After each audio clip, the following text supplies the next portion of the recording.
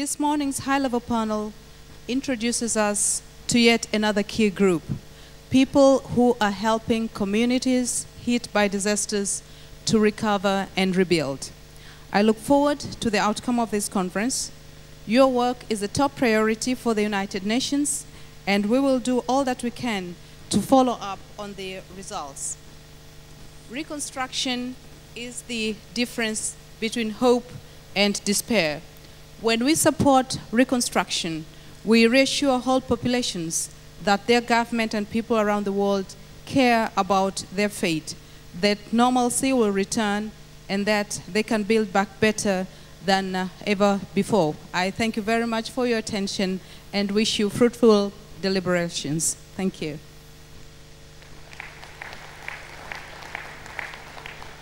Deputy Secretary General, thank you very much indeed. Welcome again, ladies and gentlemen. It's a great privilege to be here this morning. I'm conscious that we have a lot to get through and a very short time in which to do it. So let me first introduce our panel members and get down to business. Sri Mulyani Indrawati is a former Indonesian finance minister. She's now managing director at the World Bank. Ludger Arnoldussen is a board member at the insurance group Munich Re. He helped establish the catastrophic insurance pool in Turkey after the earthquake in 1999. Marcus Hawksley is chairman of the global network of NGOs working in disaster recovery and reconstruction. Kristalina Georgieva is European Union Commissioner for International Cooperation, Humanitarian Aid and Crisis Response.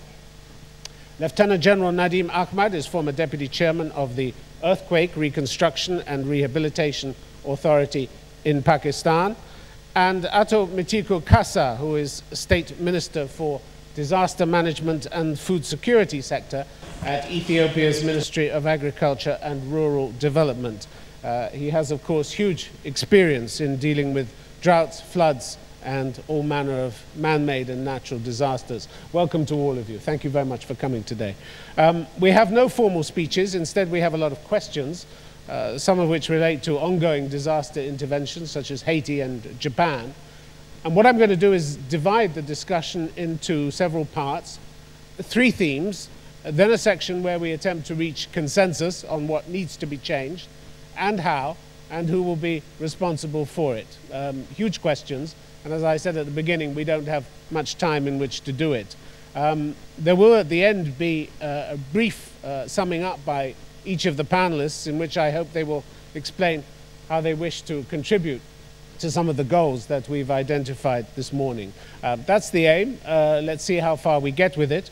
Our first theme is entitled, Have We Learned the Lessons of the Past? And we have a short video which we're going to use to introduce that. So if we could have that video now, please.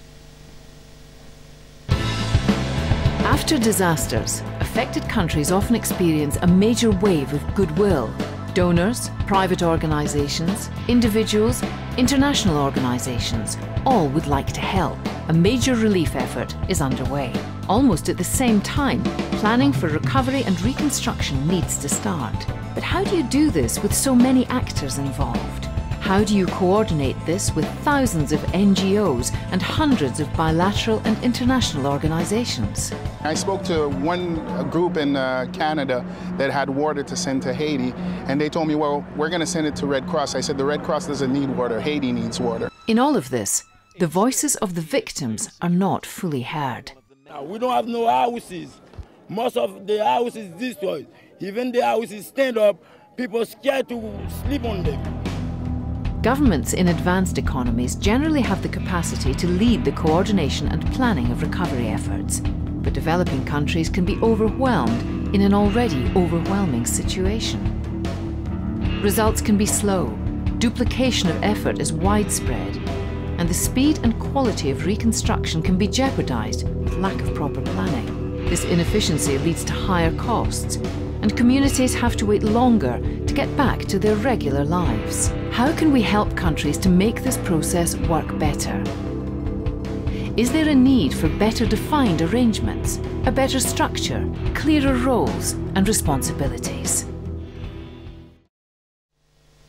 All right, Minister Kasa, if I could start with you. Problems of coordination voices of victims not being heard, developing countries being overwhelmed by aid. What is not happening, in your experience, that should be happening? Well, in the Ethiopian experience, disaster risk management has get due attention by the government, the international communities, and the international NGOs. However, it lacks mutual understanding on the multi-agency coordination and action. Therefore, there is a gap in addressing the affected population in areas that are affected in drought and floods. Who should be filling that gap? It should be filled first by the line ministry of the government. Second, according to the framework that's set up by the government, it should be filled by the international community. And also the community has to be part in all levels of disaster risk management. Who in the international community, Kristalina Georgieva, who in the international community is going to look after this issue? This is a point that we need to all focus very strongly on, that in the immediate aftermath. Chair, we can't hear very well. We can't hear you very well. Well, can you hear me now? Yes. Okay, I'm going to hold this like this. That's much better. Thank you. Thank you very much for starting with this point. Okay, I need to concentrate on my mic. It is one of the lessons we learned the hard way, that agencies have to come together. The international financial institutions, the government, from our side, the Commission, we all have to participate in a planning process and then be very clear who is responsible for what, and have a division of labor that we then respect, rather than being like 80-year-old playing soccer. You know, everybody is where the ball is, but we don't cover the whole ground. And in this, I would say we have seen in recent years progress, but we still have a way to go. And since you asked, but you're still saying the same things that have been said in disasters for the last 25 years. The fact is that now, finally, there is one planning process, post-disaster needs assessment, where everybody participates. But it's defective. But it's defective. And that planning process is actually reasonably effective. What still needs to be done better is, once we have the plan, to stick to implementing it and be there for a long while. And the point where I would say the international community, myself, we all have to be much more diligent, is to bring the right balance between investing in the physical infrastructure, in the things that can be touched and seen, but then also investing in the capacity of the government, in education of kids, in making the transformation of the minds of people that actually would be making countries more resilient to disasters in the long run. Sri Mulyani, do you agree with that? And if so, what are the formal structures that need to create the environment for that to happen? Well, the difficulty, I think, related to your original question is actually how to coordinate among the international player, then domestic player, public, private, civil society. And they come with all goodwill, but they come with their own mechanism and procedure. But so again, I think what you asked about, this is an old issue. Exactly, what needs to be done. If we can come up with one framework, a framework in which they will agree when we are dealing with a natural disaster, this is going to be like the template that we can use. Because even I was dealing with tsunami in Aceh, we are quarreling for almost like 3 months only for the procurement process. And it's actually not really helpful in that kind of situation. So you're asking about very technical framework about who's going to lead. In this case, that means global facility, which the World Bank is managing in this case, can become the forum for us, for the big player, donors, and communicate with civil society in order to actually agree when we are dealing with this situation.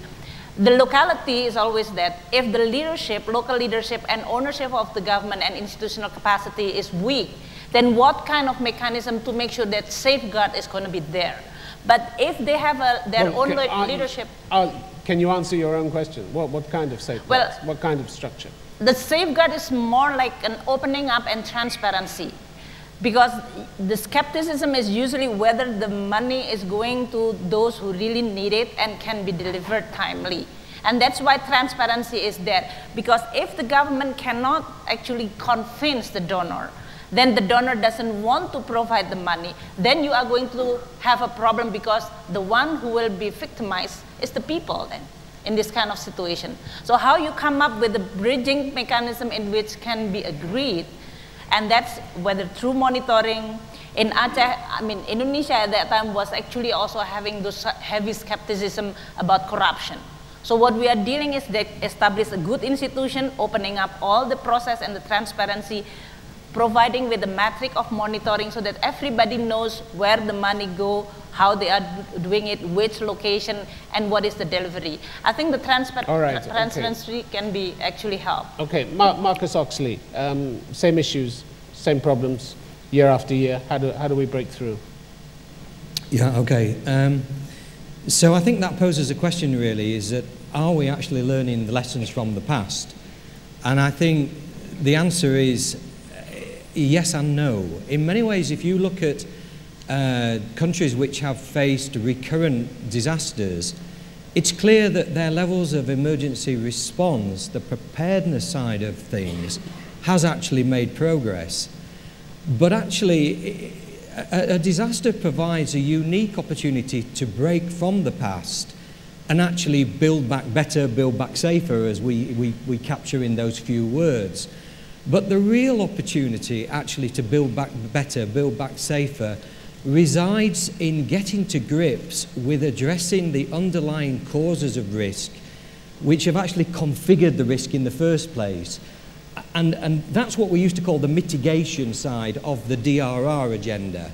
And where we tend to focus on is the preparedness, the response side, and we're never really getting to grips with really understanding what's configuring risk in the first place, and what do we have to do to address these underlying drivers of risk, because that's actually what's driving this forward. And I don't think we are learning the lessons from that. And I think there's things that we can do, but at the moment we're not really getting to grips with that. So what are we not doing that we could be doing?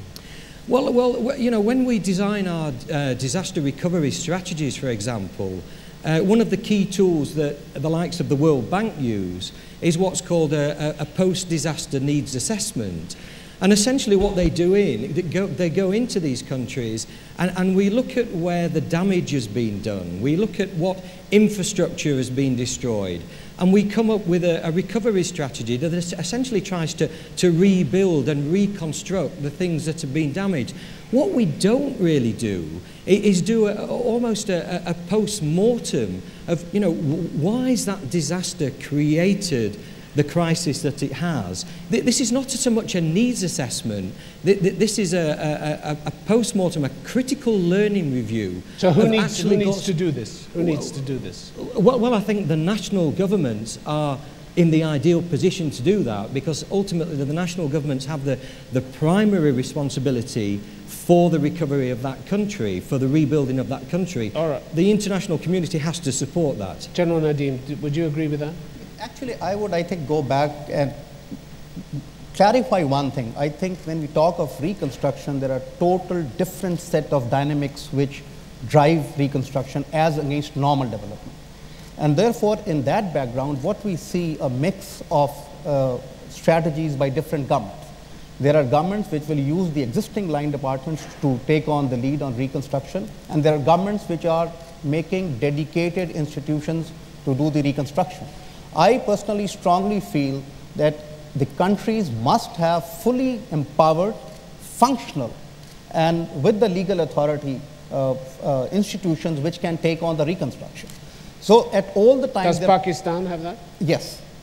And therefore, they are prepared all the time. They understand the dynamics of reconstruction, because this is much fast-paced. It's not work as usual. And therefore, the usual solutions will not work. Secondly, and I will echo the feeling here, that we need to have an agreed framework between the donors, international humanitarian community, and the governments on the long-term sustainable recovery.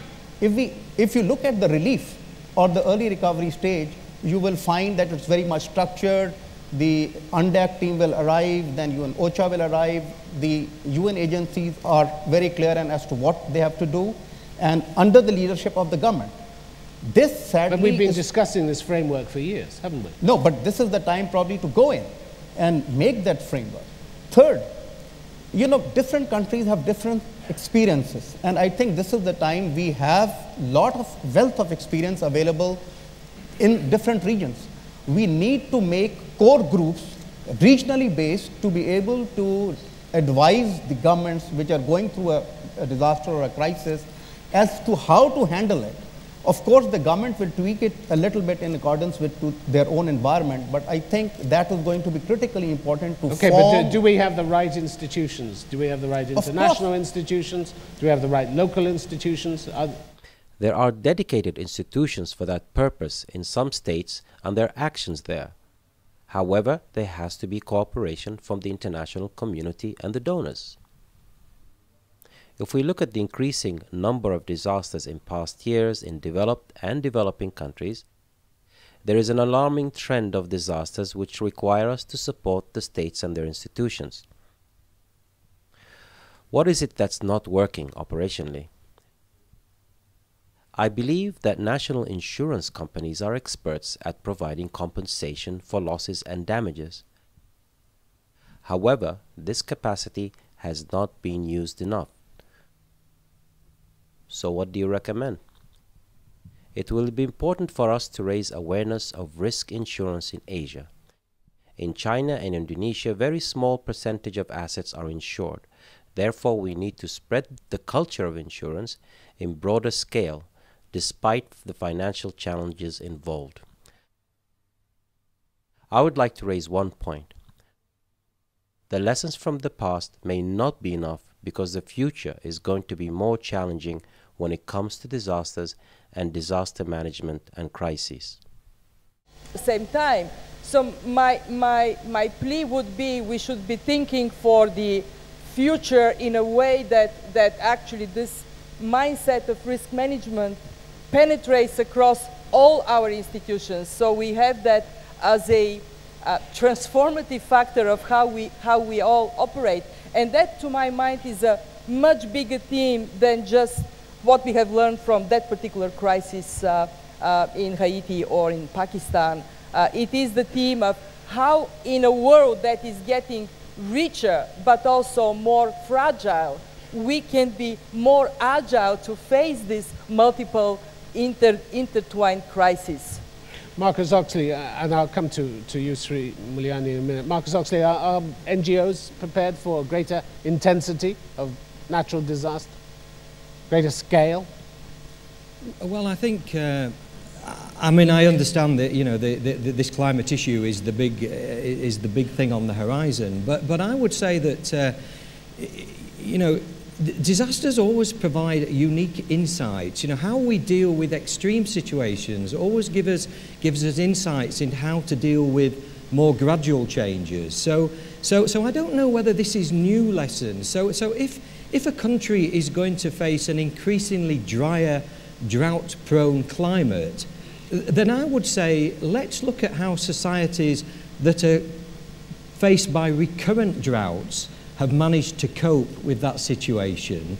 And let's see if we can take some of that learning, how people deal with the extremes, to see how we can deal with the more gradual long-term climatic changes that everybody tells us are ahead of us. So I think there is a lot of knowledge in the system. And I think what we've got to do is find better ways to share that knowledge. And actually, you know, particularly the South-South transfer, because, you know, people learn by doing. And the best people to actually explain and help you learn a new situation are those people who have actually been through it themselves. And people who have been through disasters have that authority of experience, that first-hand learning. And we've got to get that shared laterally instead of always thinking, well, it's about sending knowledge up to the top or the top trying to send knowledge down to the bottom. We've got to get that much greater lateral dissemination. Sri Mulyani. We can start from that, in the sense that you talk about framework has been discussed. We are not going to talk in a vacuum. We can discuss based on a case and experience. Let's say why it worked when we are dealing with tsunami in Aceh, why it didn't work when we are dealing in another place. What is work in Pakistan and Haiti? Then you can come up with the real progress on a framework when you're discussing. So it is not just an abstract concept of framework. And then second one, actually each of the institutions have their own strength as well as very specialized in actually offering whether this is funding, whether this is in terms of reconstruction, that can be capitalized. And I think that need to be shared. Who's doing what and what is their strength? So we can capitalize those knowledge, the strength, as well as their ability to operate. And third one, if we are dealing with the local government or the national government, which their capacity is limited, what needs to be done? I think all that's become the learning process. South-South cooperation is one thing, but I think it is not only South-South. Kristalina mentioned about even more on a middle or higher income country, they are not really up to the level of now the variety of disaster that actually can hit any country, whether this is poor or whether they are rich, whether they are small, whether they are big. And so we can actually accumulate and use this learning and knowledge and share it, I think, all with the internet. Do we have the right institutions to disseminate this knowledge? We have. Well, the World Bank is actually now saying as a knowledge bank. We've been operating and have 30 years of knowledge. We are operating in 50 countries with our global facility.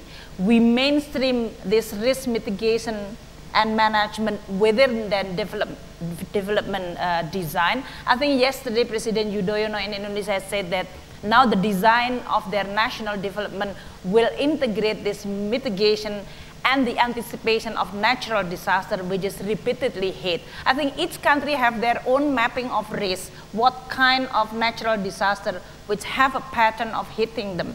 But as Kristalina mentioned, maybe the scale can be increased because the earthquake last time is only 6 scale, now 7, now become 9. And that's become even higher in terms of the requirement for us and the readiness to anticipate that. General Nadim, we saw in Haiti 58 donors, 8 multilateral organizations, 25 specialist UN agencies, and several thousand NGOs. Is that a recipe for another disaster or for disaster reconstruction? I think at the moment, Haiti is still grappling with the relief and early recovery. They have not really moved into the reconstruction, which is going to be a minefield for them. And our experience shows if there is a strong institutional arrangement at the government level to coordinate the activities of all the stakeholders who come from within the country, like local NGOs, and who are coming from outside. But the government may not be up to it. So in that particular case, I think, I personally feel that UN should take a lead where the government systems are absolutely dysfunctional, rather than another country taking the lead. So this would be a better option for UN to take the lead and coordinate, because otherwise there will be duplication. That has to be worked out in advance, doesn't it? Yes, definitely. You can't wait until the disaster And I have been strikes. saying that for quite some time, that there are 3 different kinds of countries. There are fully developed countries who would not need the assistance of the UN or the donor community at all. There will be countries like Pakistan where you have strong governance, institutional system available, but they would still need foreign assistance to run a large-scale relief or early recovery reconstruction program. There will be countries, some of them in Africa, where probably the government structures may not be strong and they may not have the enough resource wherewithal to run a relief and early recovery program. And therefore, I think the international humanitarian community will have a lead role playing there. But please remember, if you do not coordinate the relief, you will waste billions of dollars. There will be warehouses full of the relief items which will not be utilized. Wastage, duplication, all that. Because there is no direction. So if you have a central authority, they will exactly tell you what is needed and where it is needed. Second thing, most of the high visible and accessible areas will be approached by most of the stakeholders. The peripheral areas will be left to nobody. So I think that there is a strong requirement of an institutional system to take this agenda forward. So the poorest countries have to hand it over to the UN, basically. If they do not have that managing capacity, okay. I would still go for the government, but if they do not have, UN should play the lead. All right, Minister Kassa, is that acceptable to you? Would that be acceptable to you in Ethiopia? I think it is not acceptable in Ethiopia, because as much as possible you have to avoid parallel structures and duplication of efforts in order to reach the affected ones in a certain locality or vicinity. To that end, there has to be a coordination mechanism at a national government level. One sector should take the responsibility for the coordination and has to try to bring together all the efforts of the land ministries, the international committees, and the local community as well. But are you suffering from these problems of duplication and wastage and the wrong... It was the case until 2008. Since 2008, we ran business process engineering and tried to avoid such duplication of efforts and parallel structure, because we organized... Have you avoided it? How successful? Yeah, we organized the multi-agency coordination mechanism to bring together the effort of the land ministries, the international community, especially UN agencies and international NGOs, including the local government. Kristalina, you wanted to say something? I just want to say that, that there is a need, I mean, I agree with General Nadim, there is a need of a global teams, they may be regionally specialized, that are capable of supporting both the relief effort, but also planning for how you get on a higher level of reconstruction, how you do that. I'm very influenced by two very recent experiences I personally had. One was in March this year, I was supposed to travel to Asia to take part in a simulation of a 7.5 earthquake generating a tsunami that hits Indonesia, simulation. And I did travel to Asia in March, but it was to the real thing. It was to a 9.0 earthquake generating a tsunami and a nuclear accident hitting the best prepared country in the world, hitting Japan, and actually leading to international assistance being necessary for Japan.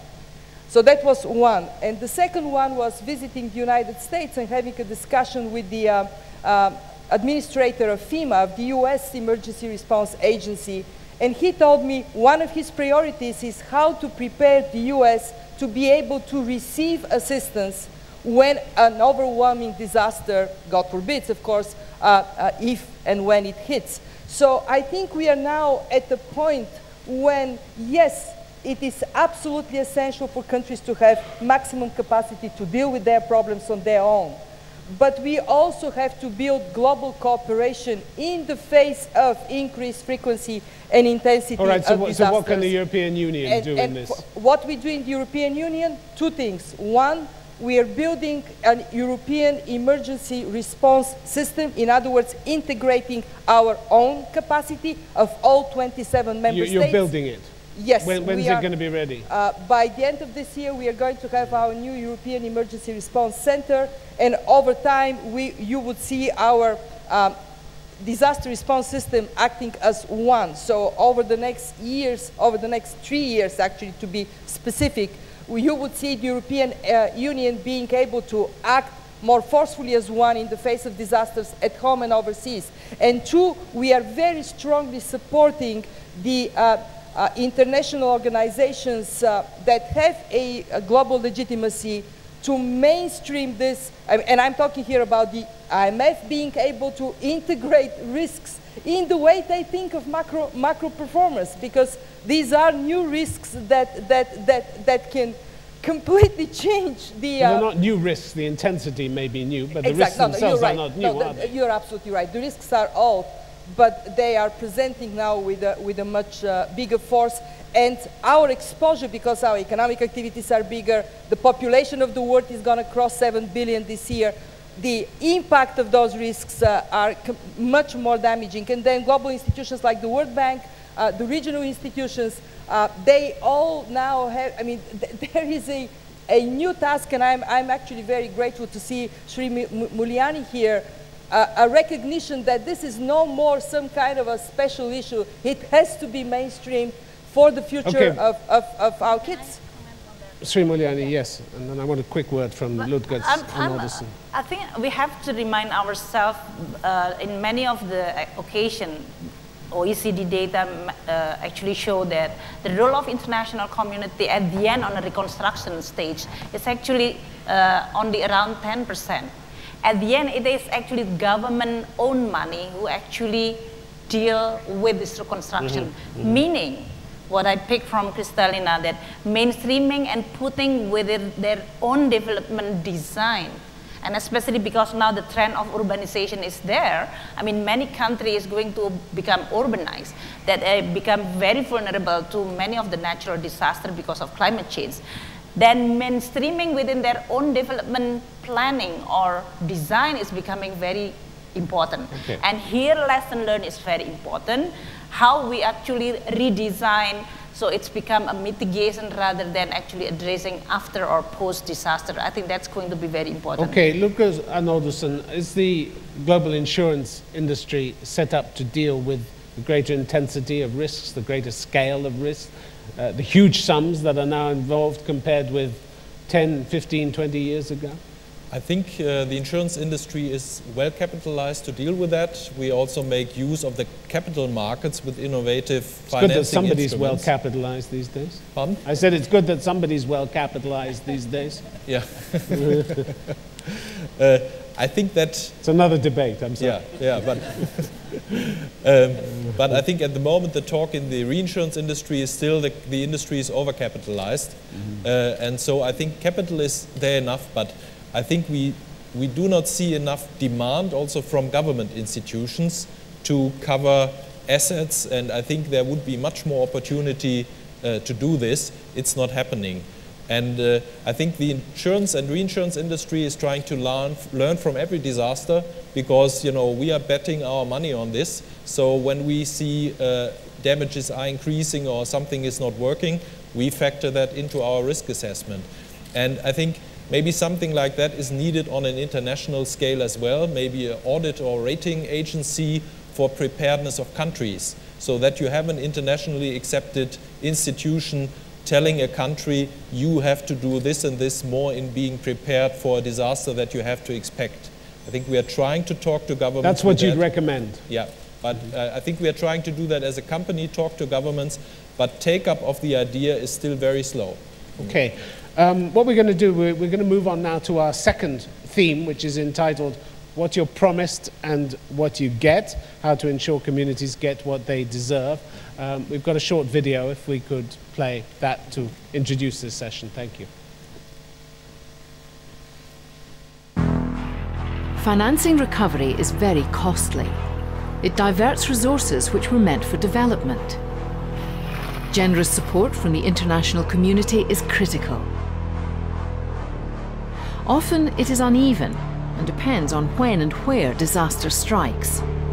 Not all of the amounts promised come through, and the capacity of international organizations to finance recovery is limited.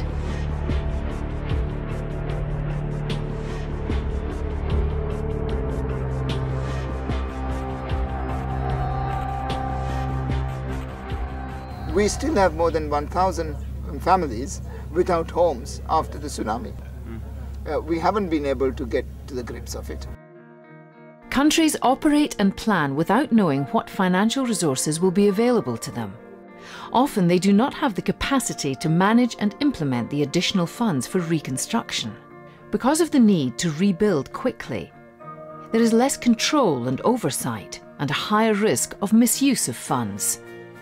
What can we do to provide countries with better systems to manage disasters, as well as more reliable access to reconstruction financing? How can individual and private donations be better integrated and used in the overall financing framework? How can reconstruction financing tap into the resources of the global capital market? And how can we increase the capacity of developing countries to use recovery funds in a timely and efficient manner and for the intended purpose? Okay, coming out of that, Marcus Hawksley, from the NGOs' point of view, is donor financing as much of a mess as that video would have us believe? Well, we've done a lot of work on this issue because, you know, one of the biggest challenges to us is how do you connect these, you know, these macro level inputs coming in? How do you connect that with actually the outputs at the bottom? And consistently what we see is this gap between policies and legislations which undoubtedly is in place at the national level and is actually getting further in place. And we see a gap between the policies and the actual reality on the ground in practice.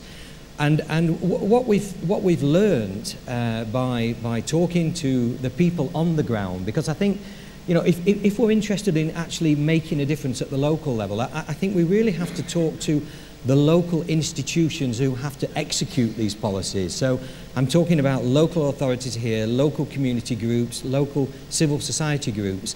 And when we speak to them, it seems to distill down into three critical issues, three critical ingredients, if you like, that translate the policy into practice, that gets the resource in with the output they require. And the three ingredients are around this. The first one is around this whole issue of participation and inclusion.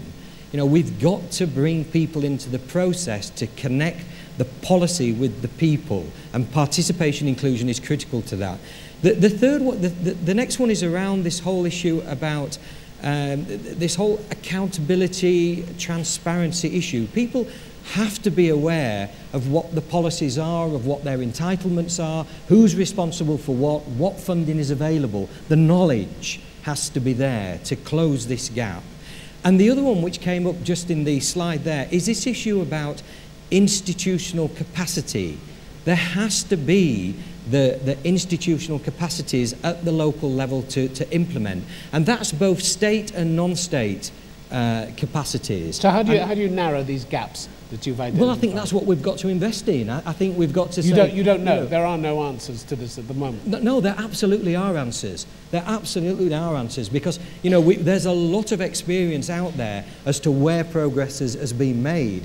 And out of that, we've distilled down these key issues of accountability, of participation, of local capacity. The problem is we're not investing in that systematically at scale at the local level.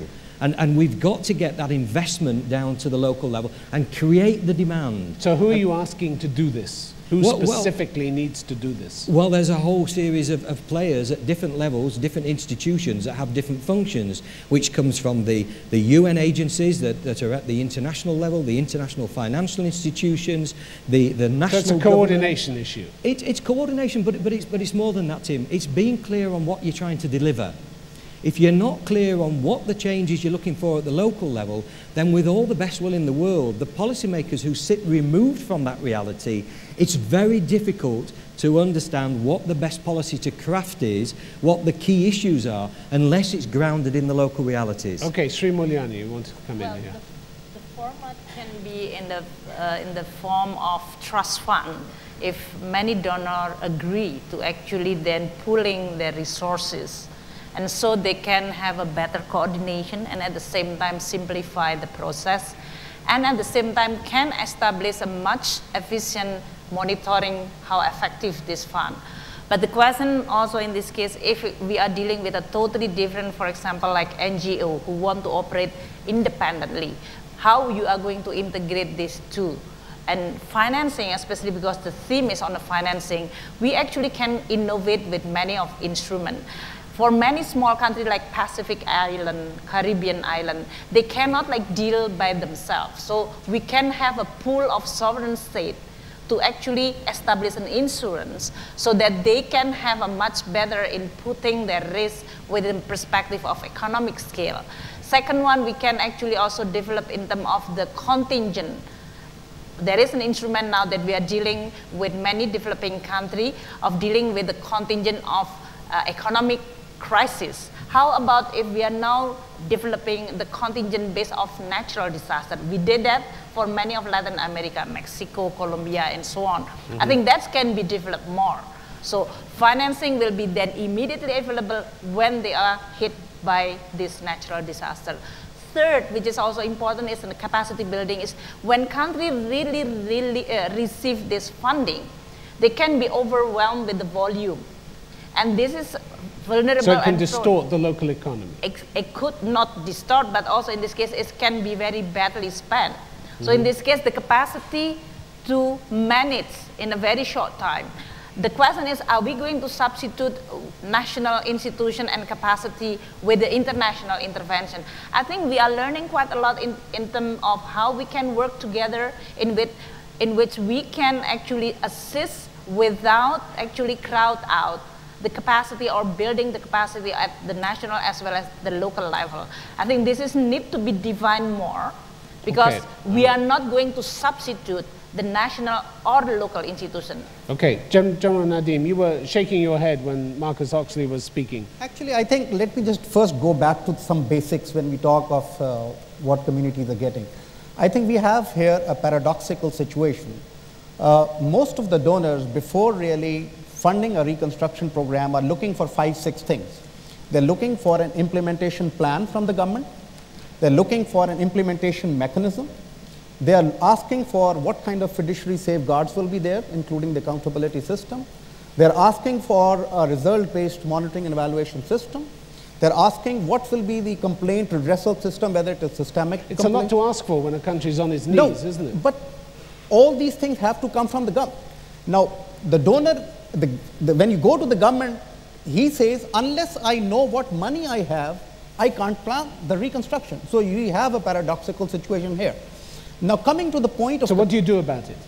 No, I think there has to be adjustment between the donor community as well as the government. And I think the donors must come up with flexible funding mechanisms where the government is in the driving seat and not the donors.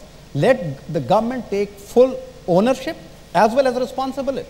Okay. And it is doable. Okay. Second, I think as far as capacity building is concerned, you will have to run certain capacity building programs. And when you look at the reconstruction, you need some managers, which I think you will find from the market. You will not have everyone in the government. So you will have to give them sufficient pay packages to attract them to come to you. Second, like in Pakistan, we ran a lot of capacity building programs, training artisans, whether it was masons, electricians, carpenters, steel fixers, and this can be done. What you need is, and there I think there's a strong role for some of the NGOs who have the requisite experience to do a kind of an oversight to make sure that the things are happening in the right way. Whereas it will be like supported by the government monitoring and evaluation systems as well to make sure that the reconstruction is delivering on the right track and the impacts that we are wanting are getting created. But when we talk of reconstruction, I want to also highlight that I think it's not brick and mortar alone. We need to look at the soft side of the reconstruction also. Are we improving on the service delivery? Are our schools, our water supply schemes, or our health facilities are delivering better than before? So if we meet that bill, probably we are coming out in a successful reconstruction program. I want to stay with the finances and just go to Kristalina for a moment. I mean, this catch-22 situation for these countries. They need to know how much money is coming in order to plan, and the governments need all kinds of requirements from them. Yes. I mean, I grew up in socialism, and at that time there was a saying, we are all equal, but some are more equal than others. And I think this saying applies to disasters. Not all disasters are born equal. There are mega disasters. And I think when we talk about mega disasters, there has to be three things have to change. The first thing that needs to change is a recognition that in a case of mega disaster, governments have to organize for a long-term reconstruction, and that may mean setting up a national reconstruction agency, but secondly, as we heard, donors have to organize to provide funding predictably for a long time. Just in brackets, 5 years is nothing when we talk about Haiti reconstruction. The time horizon has to be 10, 15, 20 years. And the third thing that needs to change, and I would be joyful in the day that changes, is that if you have a pledging conference for a mega disaster, you must have a reporting, stock-taking conference in 5 years and in 10 years.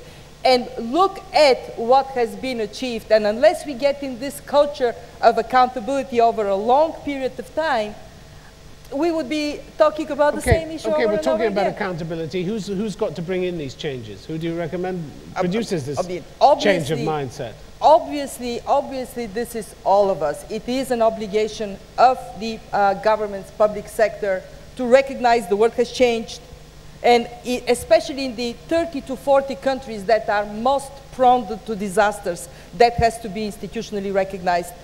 International organizations have to make that a rule. You cannot go to enthusiastically to a pledging conference, for example, on Haiti, but when the cameras are gone, commitments kind of evaporate in thin air. This is absolutely unacceptable. So that, and then of course, civil society accountability. You're the guys that have to keep us all prudent. And I think this idea of international agency that looks into the risks and it looks into performance vis-a-vis risks, this is something that we should be debating. It might be a necessity for us. Minister Kassa, have you experienced the gaps in the funding coming in and getting to the people who need to have it in your country, in Ethiopia? Have you been experiencing that? Right. Let me tell you the life example of Ethiopia.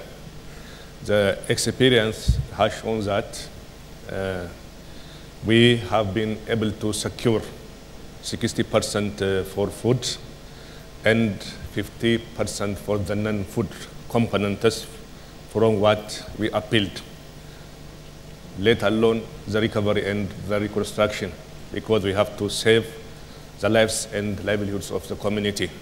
So it is clear that we are not in a position to finance the recovery as well as the reconstruction appeal of the community and the government, because we have to think and put the attention how to fill and bridge this financial gap, because the international community should see their financial release mechanism, because they have no flexible financial windows to invest and finance for the recovery and the rehabilitation.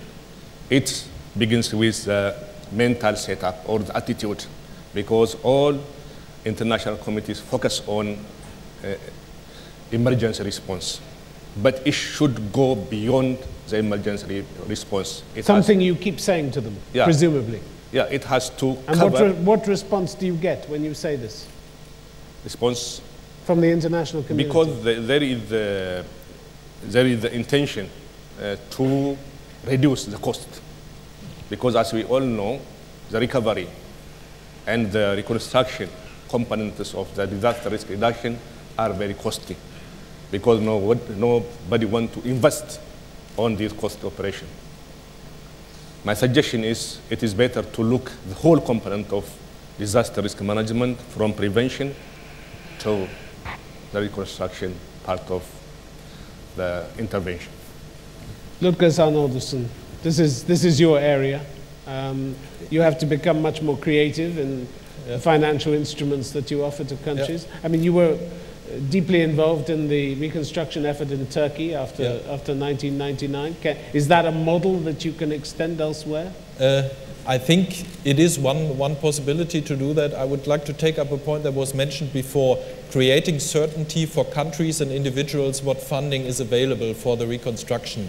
The whole funding mechanism internationally reminds me of the situation before fire insurance was established in Germany a few hundred years ago. If your house burned down, you got a letter from the local ruler saying the house burned down, he's allowed to beg around for money to rebuild his house. And this is also happening with these conferences on an international scale. I think the alternative in Germany was to establish compulsory insurance.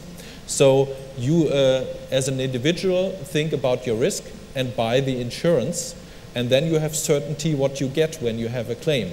And I think that model could be introduced on an international scale.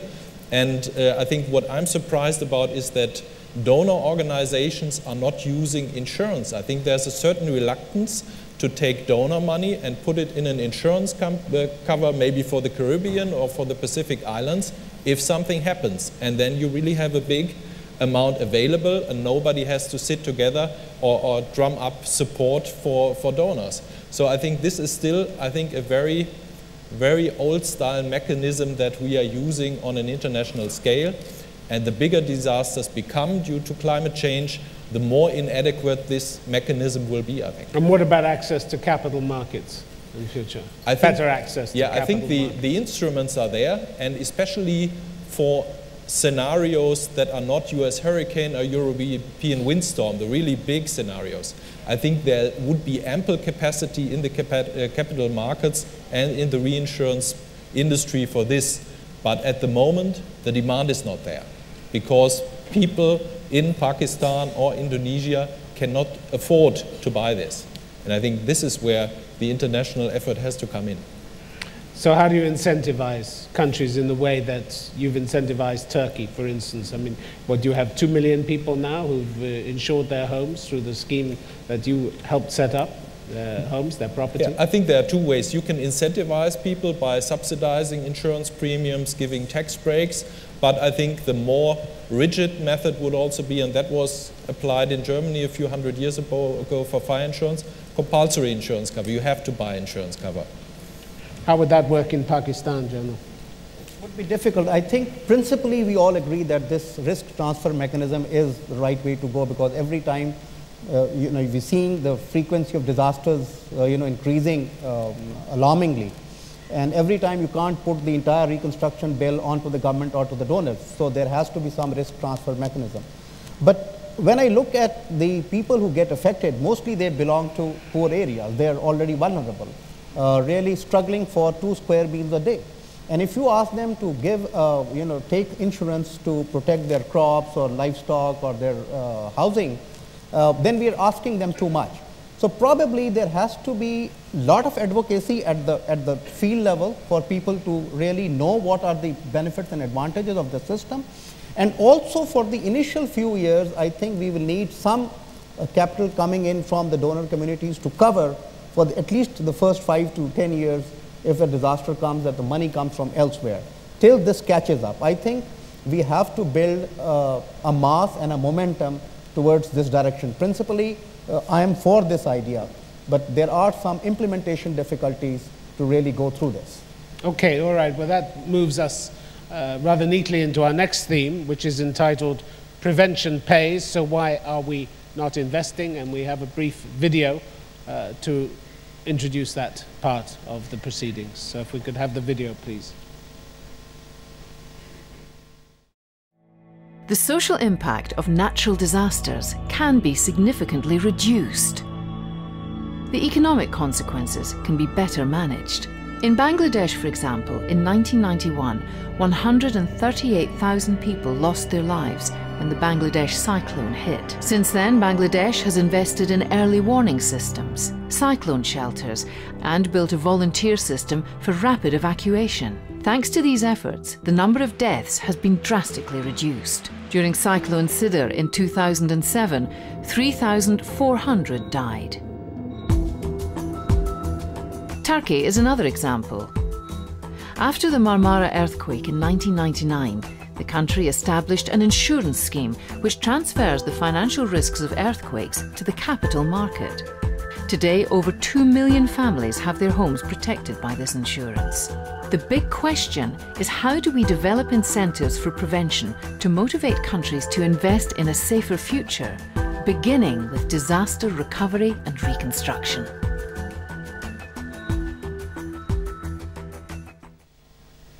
Sri Mulyani, you're a former finance minister of Indonesia. What relevance does this scheme have for you? Well, the prevention is paid, but many countries not really adopting it, sometimes because of their own capacity or the vision, whether the nature of the natural disasters should be put within their own development planning. So definitely there are huge opportunity for the institution like World Bank, Regional Development Bank to actually assist many countries in order to internalize the design of their own development, especially on I will emphasizing this in urban design, because the trend of urbanization is there, but it's not excluded for the need, for example, like rural area and even in this case the population which is close to the sea. I think another thing is that why it is not really putting more investment on prevention is because of the recognition of the risk as well as the ability of really designing the consistent system. The third one is actually related to the ability to use all the international support not only when the disaster hit. And that's why what is actually discussed here, actually the need to invest by the international community not only during the crisis or the disaster happened, but before that. And that's and already, is that not happening? No, it's happening now. There are quite a lot of funding which is related to the climate change, in which we actually assist a lot of countries to adapt to this climate change challenge, and that's actually related to that. On the IDA funding, we are now having the window especially actually designed for this natural disaster. We are not going to invest for the post-disaster, but the pre-disaster, in which then it is related to their own design and the ability to mitigate with the risk. So I think there are quite a lot of innovation, but at the same time also an engagement by international community like World Bank, Regional Development Bank, and international financial institution, which they then look at this as the risk, which is like a risk like food crisis, fuel price, economic and financial crisis. Now we are dealing with this natural disaster and climate change. That is already now put within the context of the national economic plan. Okay, Marcus Hawksley, any of the recommendations that you've heard going to help narrow the gap that you identified earlier, the gaps? Yes, I mean, I certainly think, you know, the issues around accountability, transparency, making sure that the funding coming in actually gets down to where we want it to go. I think that's definitely part of it. But I also think the debate is perhaps a little bit too narrow in that the investment is not just in finance. Do you know, I was doing some research for this discussion actually, and I read a speech that Robert Zoellick, the president of the World Bank, made. And he was talking in the Middle East on the back of the recent changes there. And he was saying, you know, that he called the speech a new social contract for development. And he was talking about this social contract, this relationship between states and citizens. And to me, this, you know, when we say here a long ignored development challenge, I think this resonates with the speech that the president of the bank made when he was saying that actually it's this relationship between states and people and issues of inclusion and participation and local democracy and local institutions that can, you know, engage people in being part of the development processes of the countries. It's good, you know, rhetoric, but what does it actually mean? Exactly. It was a visionary speech. But the problem is that unless you have a hard strategy to execute vision, it's just a daydream. And what we've got to do is we've got to recognize the core principles that the president of the bank was saying were critical to this social contract, and we've got to invest in those principles. And that's as much about trust, dialogue, relationship building, mutuality, partnerships, as it is hard cash. Because that's how we get the return on the hard cash. That really is the return in the investment. And how the money is put to use at the coal face where it's needed. That's right. Kristalina, no shortage of fine words in the EU. How do we get it down to the coal face, to the people who need it? In the EU, we actually also are victims to this trend of increased natural disasters. Some 100,000 people died in the European Union in 10 years as a result of disasters, and the vast majority, by far, is due to floods. This is our biggest risk. We have offered to our member states structural funds for flood management. And guess what? Of the money we have offered, disbursement in this area is well below the average disbursement of EU funds for roads and for agriculture. And the question is why? And what we believe is happening are three things, and these are three obstacles to eliminate.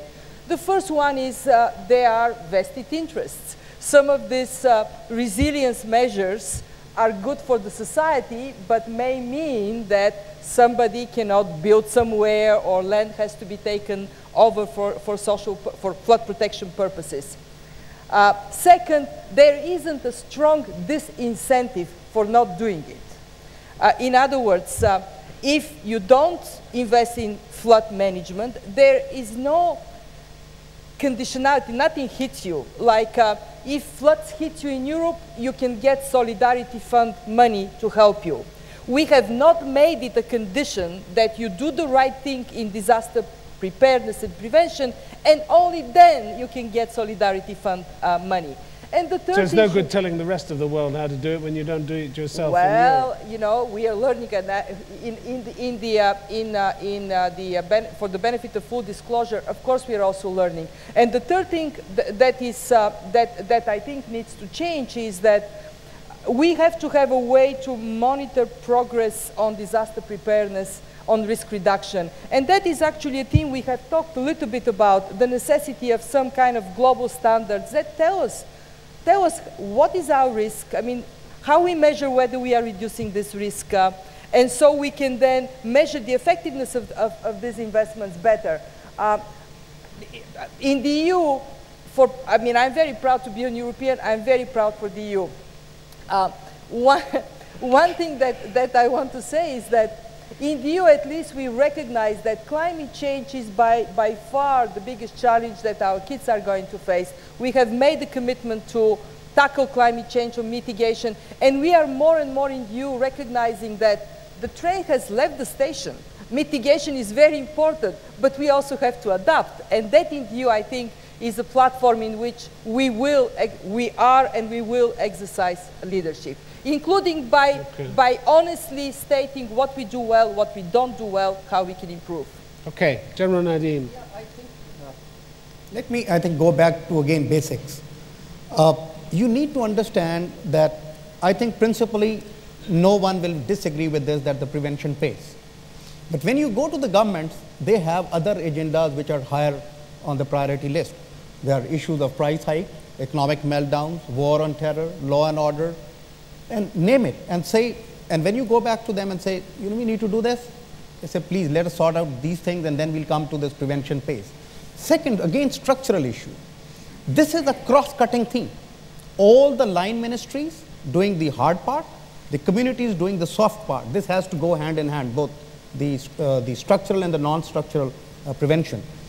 Now, if there was one single agency with a dedicated responsibility of ensuring that prevention is done, then probably it was possible. That's what you're advocating. Yes, but when you, for example, in the National Disaster Management Authority, we made 2 laws. We made sure that the government makes the building bylaws which are multi-hazard resistant. It has taken us more than 2 years to get it really implemented and enforced. We have included in the syllabus for the Education Ministry disaster management chapters in books from class 1 to class 12. We have not been able to get it printed because when you go to these ministries, they have so many other things to do. So they are more focused on their primary tasks rather than to look at whether prevention is paying or not. So I think these are 2 structural issues. Third issue is that I think there is not so much of advocacy on parts of the donors. For example, in the floods of Pakistan, I was talking yesterday, we spent more than $2 billion on relief, and we're going to spend $10 billion plus on reconstruction. If I had put in only $47 million in protecting the flood dikes, I wouldn't have to spend $12 billion. So I think the donors are also not putting that kind of emphasis on the prevention part or the ex-ante part. So your top recommendation for getting money from donors to where it's needed? It has to be multi-track. It has to be multi-track. It has to come from the donors. It has to come from the international organizations which have so much of knowledge available to them on about how the prevention pays. It is to be the governments have to be sensitized to keep it high on the agenda, and this will come by creating vibrant advocacy groups. And these advocacy groups must come from the civil society, the communities, the media, the parliamentarians, the donors, the NGOs. Okay, well that was at least 10 recommendations. Sri Mulyani. Well, the problem Top recommendation for getting money from donors to people who need it. Well, exactly. The demand from countries in the world is always exceeding the ability to mobilize the fund. And that's why, first, of course, you can use the facility, like in the bank, we manage the global facility for disaster and reconstruction. We also have this IDA fund, but I bet that even if we use all those money, we're not adequate to actually fulfilling the demand, even for the prevention. Now, the question is actually how you are going to combine the international goodwill as well as initiative with the own government budget.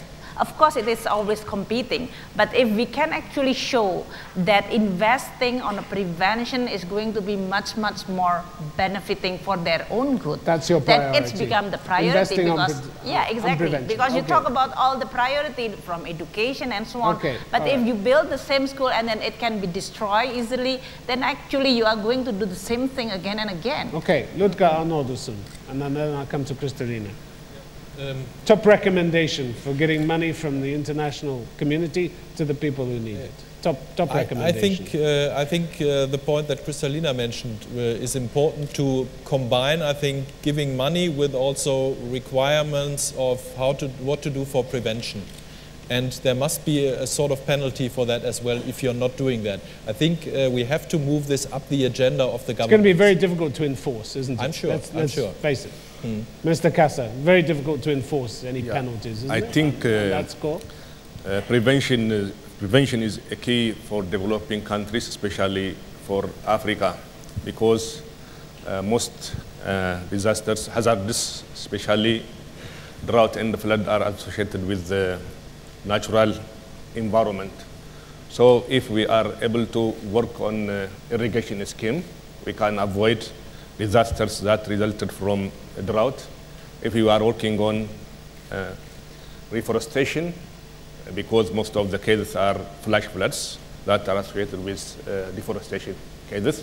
So if we are working on reforestation, we can avoid flash floods.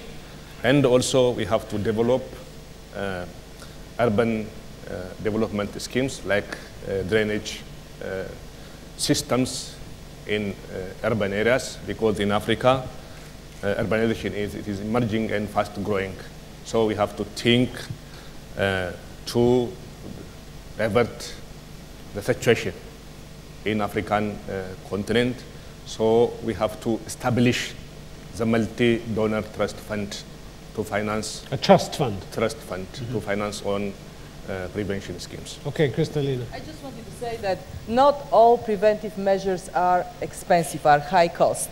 There are very many low cost, incredibly effective measures like good weather forecasts or alert systems in the case of disasters. And my recommendation to the donors is to fund across the board, help implement these programs on a global scale. We should have good weather forecasts everywhere, but especially in highly vulnerable countries, and it is not very costly. The returns on a dollar or euro spent in good weather forecasts are somewhere around 15 to 20 dollars, euros, whatever you take. And we should work across the board very aggressively on alert system as the one that we saw in Bangladesh. Okay. There is no excuse not to do that. How much donor fatigue are you seeing now? In this one, it is not so much a matter of fatigue, it is more a matter of sticking to priority. But there is donor fatigue, isn't there? Oh, well, I mean, I wouldn't call it. Otherwise people would get the money that's been promised, and they're not getting it, are they? May I profoundly disagree with that? Opinion surveys in Europe, I'm talking about my guys, Europeans. The opinion surveys in Europe show that Europeans, 8 out of 10, are in favor of humanitarian aid, helping people in need. But how many governments don't live up to the pledges that they make? Quite a few. Pretty much the same percentage of people are in favor of development cooperation. The only thing people ask for is accountability for results. And I think we would never have donor fatigue if we are clear in telling the stories of what money do. And actually, the citizens, I'm looking over there to the civil society representations, the citizens have to make sure that governments actually stick to the commitments they have made. We have made the commitment 0.7% GDP for development. We're not there yet. We have to get there, and we also have why to bring... Why aren't you there? I think we are not there because what has happened is this commitment was made at a time when the world was hit by the worst economic and financial crisis since the Second World War. It does have implications on austerity in countries, and I think there are so many. There are so many problems that pop up here, there, and everywhere that we have difficulty to focus our attention on achieving a commitment of this nature. Okay, I think Marcus Hawksley wants to raise a couple of issues with you there, but I'd like to hear how many countries fall short of their pledges. I don't know. I can't answer that. You'd have to. I mean, I can answer your question about what will be the one single thing I would do to get the money at the top down to the bottom. If you give me a... Okay. Well, as a taxpayer into the international donor system, I think that I would ask for is I would ask for and I'm choosing my words carefully here, I would ask for a transparent and impartial monitoring system that can look at the financial inputs going in at the national level, at the macro level, and I would make sure that that monitoring system also measures the outputs and the outcomes at the local level and make sure that it has indicators at that local level. And I would see if the inputs going in correlate with the outputs at the grassroots level. Who would you like to set up that mechanism?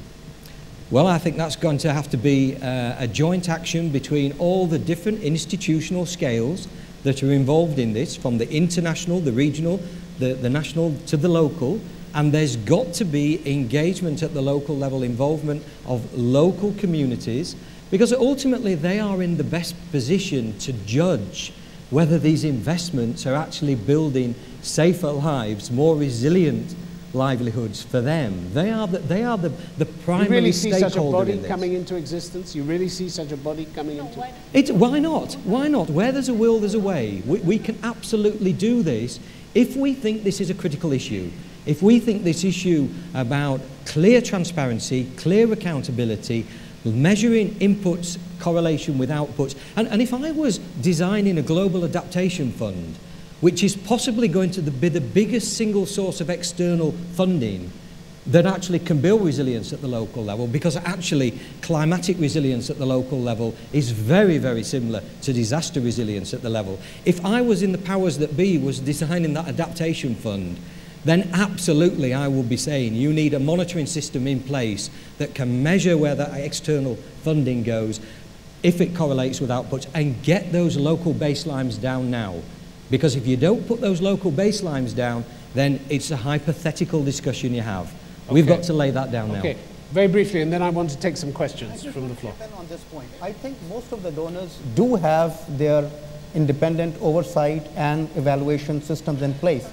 Follow it up with the national monitoring and evaluation system, and you can always ask for third-party evaluations through market-based firms. So it should not be a big issue to make sure that the amount that has been donated is spent transparently and the output is what you expected. Okay, okay. We're going to take some questions from the floor. You have, I think, microphones on each of the desks there. If you have a question, please raise your hand. Gentleman over there, can you get to a microphone on the desk? Is there one there? Yeah, and then we'll come to you over there.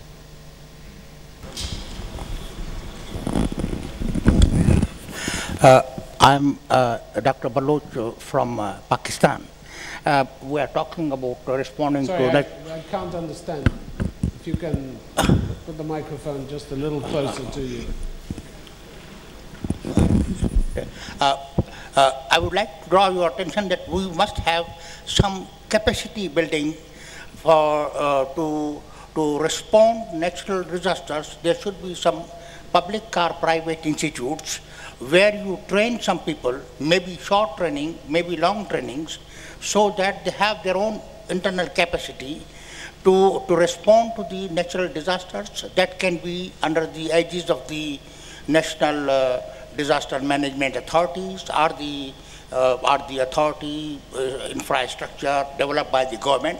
But there should be some correlation between those authorities receiving donations and then implementing those policies. So what I wish to draw that whenever there's I come from the institute where we have started some 6 months training course for the disaster risk management.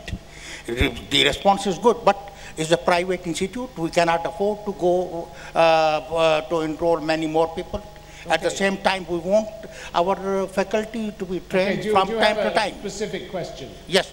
Question is that government or the policymakers must have some component reserved for funding those institutes who are imparting the disaster management, disaster risk management education. That's my question, my suggestion. Sri Mulyani.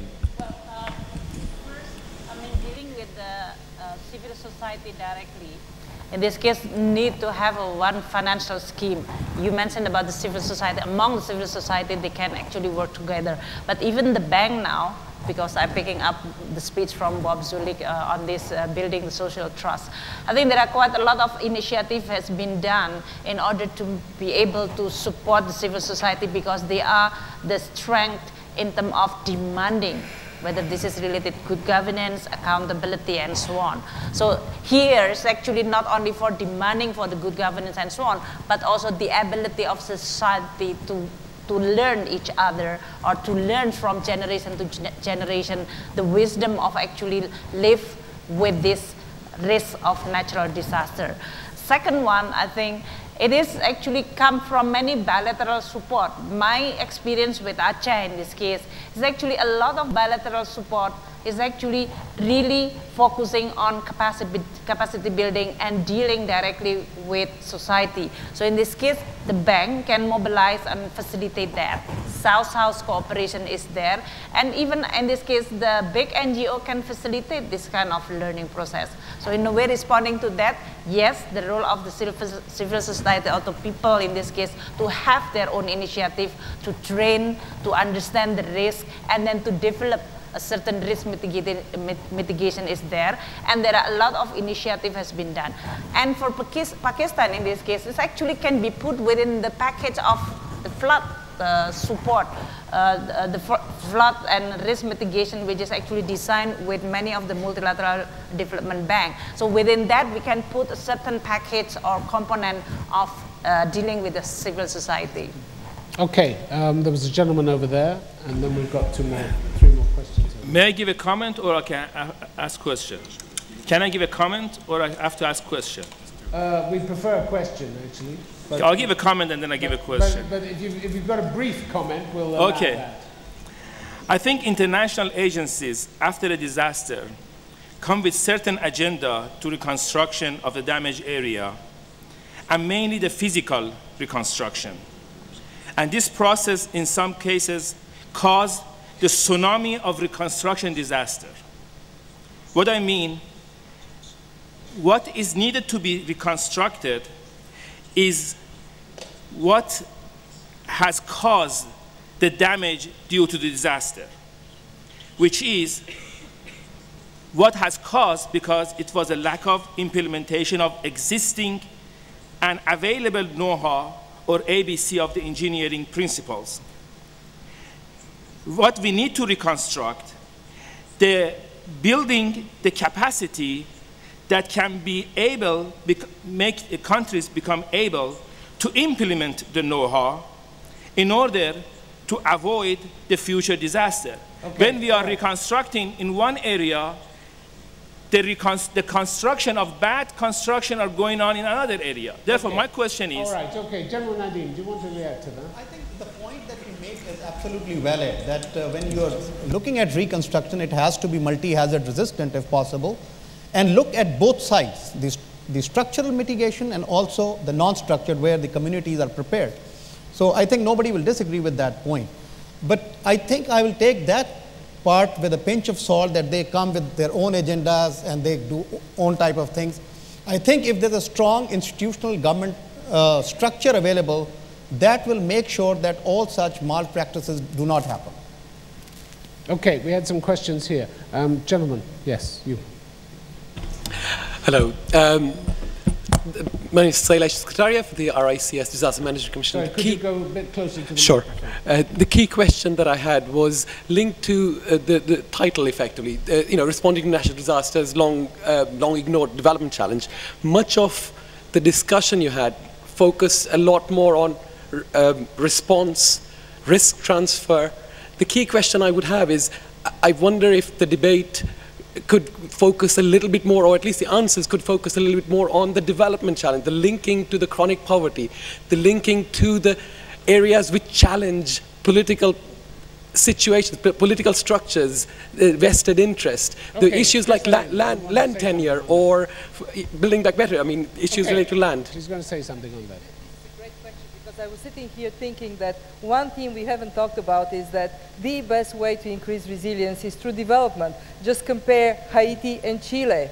In Haiti, 7.2 earthquake killed over 250,000 people. In Chile, 500 times stronger earthquake, 8.8 earthquake, killed 800 people. 800 too many, but still, what makes the difference? Of course, a very high degree of development and institutional capability. So when we talk about building resilience, we should not lose sight that the very best way to build resilience is by building the economies, the educational systems, the capacity of countries to actually be stronger. But I thought that it was good that our discussion talked about this aspect, because in a sense what we were saying is that this dimension has to be integrated in mainstream development, and that is what has not yet happened, and we have to push at all levels, international, in donor programs, nationally, locally, so it would happen. But yes, an excellent question. Thank you very much for it.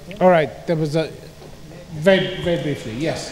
I think you make a good point.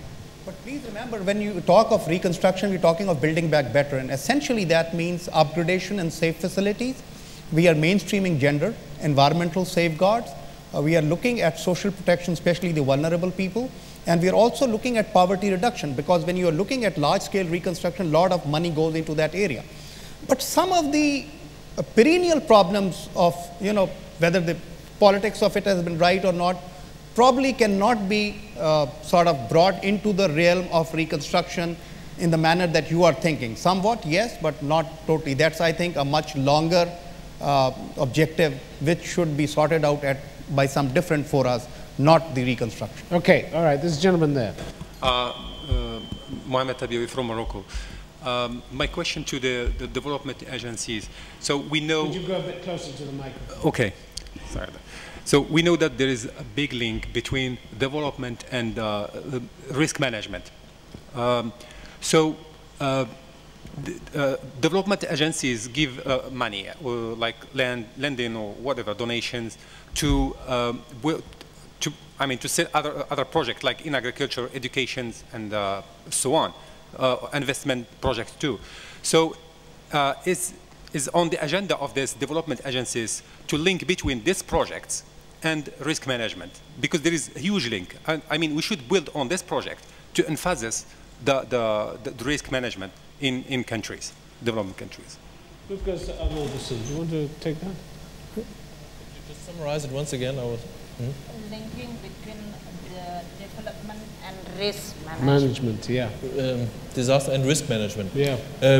I think this is a very valid point, and I think we need to involve all parts of society in this, and raise the awareness within the people, but also use the capabilities in the country. Again, I would recommend insurance industry as somebody whose job it is to manage risks, especially on the property side where we are talking here. And I think it is really striking in countries where you have a better developed risk management attitude, you see better performance in recovery, and also you see more of learning after a disaster and implementing changes straight away afterwards. And I think it's also quite important discipline in enforcing standards that you have on the building side, for instance, that you have understood to be beneficial from a risk management perspective. In many cases, it's not happening. If you take Haiti, there were, before the earthquake, I think there were wonderful concepts for low-cost housing, earthquake-proof, using simple things like car tires in the foundations of the houses. It was not applied. It was not applied, and you risked so many lives. Why not? I don't know, but it was there, and it was not used. And I think it's also a matter of, you know, how capable a government is, how strong the position of a government is in enforcing things like that, and how far up is it on the agenda. I think that is always a point. Yeah, I think in terms of making sure that there is a link between this development design and the risk management, we can always do it in the 3 level, and this is what already implemented in the bank. Policy level, just make sure that the design, whether you are talking about project or program, in this case, is going to integrate it there. Second one, on operationalizing.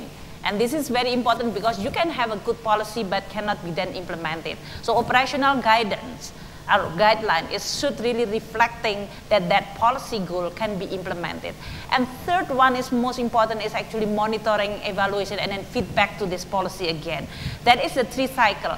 Now, for the bank and especially engaging with many of the member countries, we don't want this to be just a checkbox that yes, you have a policy of risk mitigation there. You have gender, yes. You have a good governance there. I mean, you can always like mainstreaming and then it will be translated only into document, but not really operationalizing and it really affecting the people. And that's why it's very important to have this engagement, talking about inclusiveness and the feedback from the civil society, whether the policy design, the operationalization, as well as the effectiveness of the output and outcome can be really enjoyed by the people.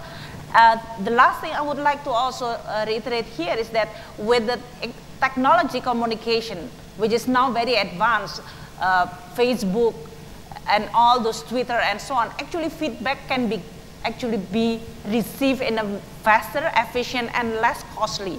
So that can actually be designed in terms of the way each institution, development institution work, so you can get the fast response from that feedback. Okay, Marcus Hawksley. Yeah, I think the way I would see disaster risk reduction is that essentially good disaster risk reduction is good development in a hazard-prone region. And that development can be agricultural development, water development, social economic development. And I would say it's good development in a disaster-prone region in the context of an increasingly changing climate. That's the challenge we've really got to get to grips with. And I think the way forward to learn from this is, you know, see experience as our greatest asset here. But experience is only your greatest asset if you learn from that experience. And that means, as Shailesh alludes to, it's about understanding what are the causes that are configuring this risk in the first place is the only way really to get ahead of the disasters curve.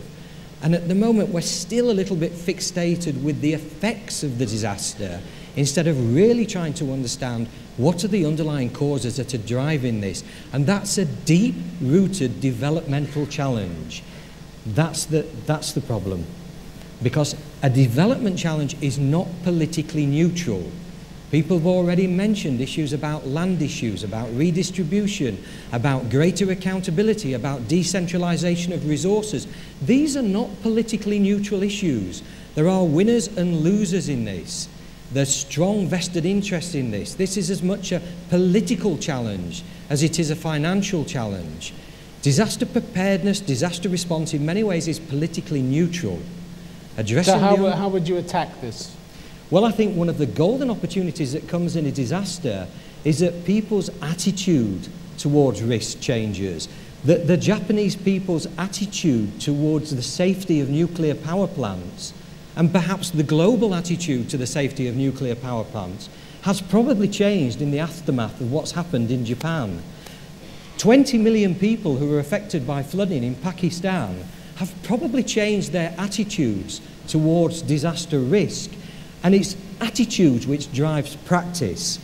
So there is a golden opportunity that comes here, if only we could capitalise on it. And I'm not sure we are doing. Okay, gentleman over there. Earlier, General Nadeem made a valid comment, I thought, about capacity building in Pakistan and the need for that. My organisation, REDR, works on capacity building programmes in Pakistan, among other countries, and institutional donors are telling us that this is not a priority right now to fund. So my question to the panel is, how do we change this rhetoric from the need for capacity building to support for capacity building? General Nadeem, you want to come back on that? I think the point that you make is absolutely valid. I understand that at least the international financial institutions do have a technical grant associated with every assistance package that they offer to the government for capacity building. Now, most of this capacity building, of course, is being done within the government sectors and some of the NGOs.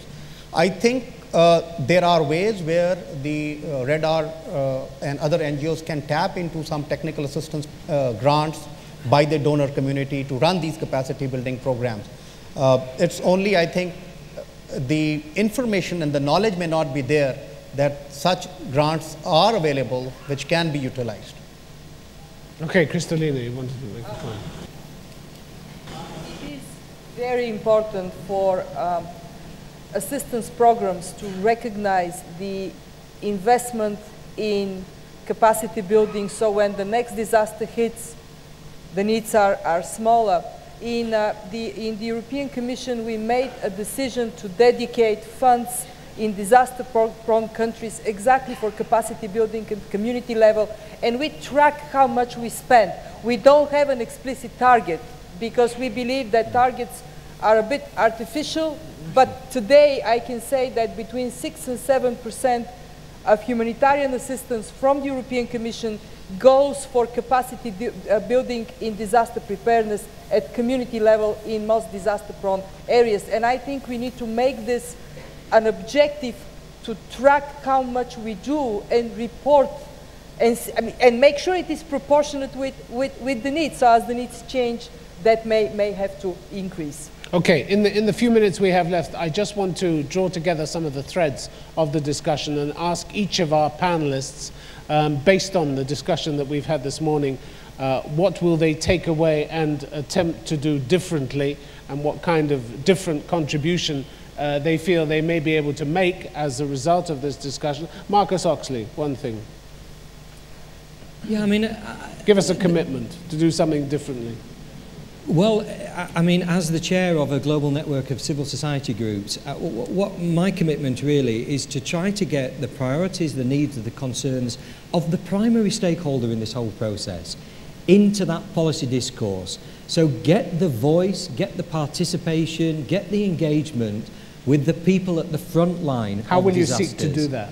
Well, sitting on chairs like this and talking to the likes of people who are working in different institutional levels, bringing the evidence base from the front line, the strong irrefutable force of evidence that says these are the key actions which will translate policy into practice, and advocating that, amplifying that, and making the connectivity between the local, the national, the regional, the international, because only by working together on joint actions and collaborative shared objectives are we going to achieve a change that we need to achieve at the local level. Aren't you afraid we'll be saying exactly the same thing in 5–10 years' time?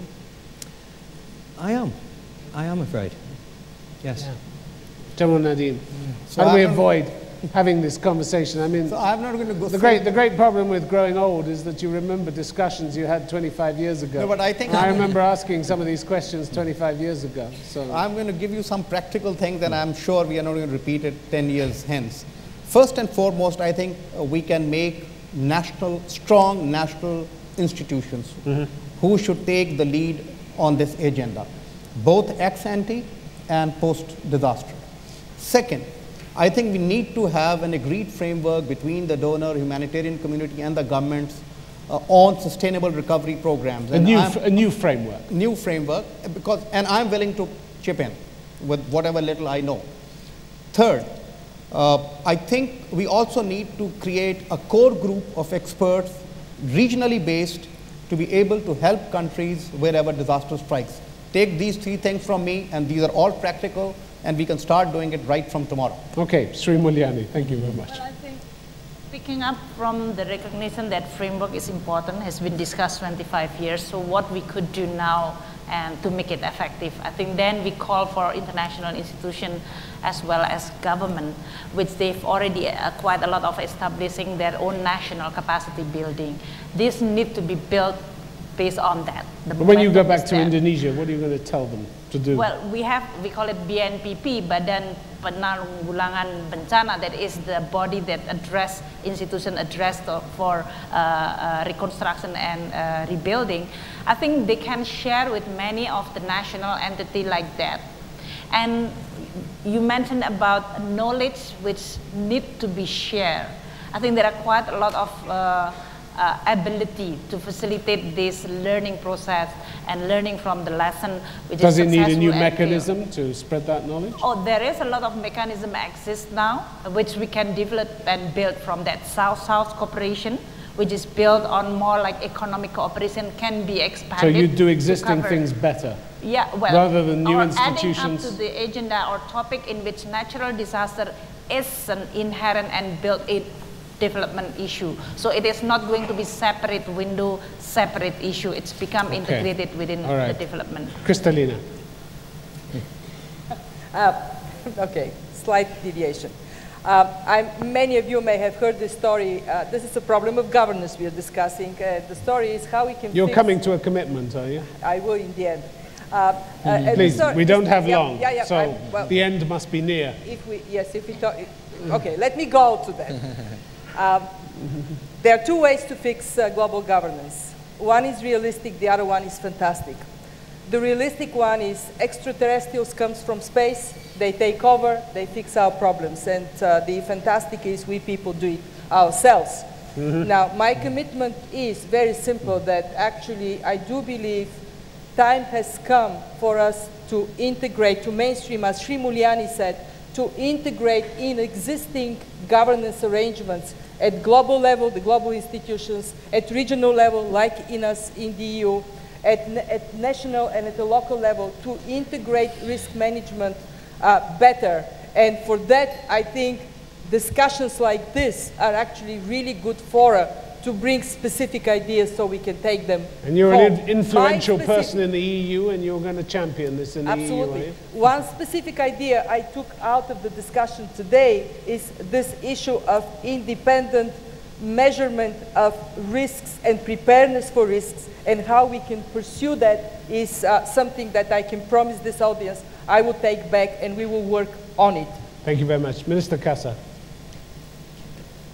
Well, even though we have been trying to work on the changing environment and put relentless efforts to avert disasters in Africa, still we are not in a position to finance whatever we need to solve our pertinent problems. So this forum created good opportunity for all of us to understand the critical situation in Africa, and it helps us to put hands together to solve our common problems. Particularly, I would like to stress that as we are working in the climate change environment, we have to pay due attention on the climatic change adaptation, because climate change adaptation is a part and parcel of disaster risk reduction and management. So we have to invest more on the disaster risk reduction components so as to cope up with the climate change what we have faced together. Okay, Lucas Arnoldussen. Yeah, I think I will put more resources into establishing communication lines with governments of exposed countries, and also continue to establish more contacts with international development banks and also the World Bank in how insurance and reinsurance can play a role in alleviating the problems that we see here. I think there's a big role, and due to climate change taking such a strong effect on natural disasters, I think there's also no time to lose. We have to act soon. And replicating the Turkish model? It has been done in the Caribbean, as was mentioned before, and I hope that there's going to be more support also from donor organizations in engaging in things like that, because that's, I think, where the problems lie at the moment. The funding is missing for concepts like this. All right, thank you very much. Thanks to all our panelists, and thank you very much to the audience. We're out of time. It's been a great pleasure. Thank you very much indeed. Thank you.